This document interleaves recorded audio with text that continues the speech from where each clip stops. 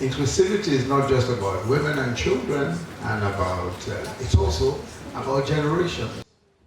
The West Africa Youth Symposium on Leadership and African Ownership on Energy, Earth and Agriculture by the Future Perspectives, in collaboration with the Ministry of Information and Civic Education, was an inspiring and civic moment in which youth leadership met with the civic responsibility of both the young and old to discuss the future of Africa.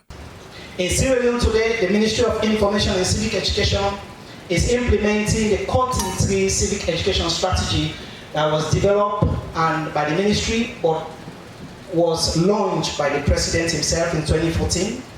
We have seen how this is driving what we call national civic consciousness, with national development heart on it, continental aspiration, and being anchored on our global commitment as a government. Speaking on the effect of climate change on the environment, human lives, and health systems, the former Nigerian statesman, Professor Yemi Osibajo, shared his wisdom and personal experience with young minds and called for intergenerational collaboration in order to mitigate climate change.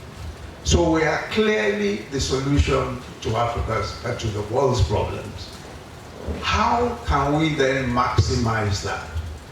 And a lot of the conversations that have been going on in global climate change platforms and all that, and I have the privilege of working in some of them, is really how are you going to fund Africa to ensure that we're able to more or less progress by virtue of a green civilization paradigm. The high-level gathering was also designed to engage young leaders in shaping Africa's future economy by posing the question as to who will own Africa's next economy, and does the generation building it have the capital, access, and the architecture to do so. The session ended with the commitments by Future Perspective, a non-profit organization based in Nigeria with a mission giving focus for sustainable development for young people to address climate change, a fundamental problem that has badly impacted communities and the wider African society.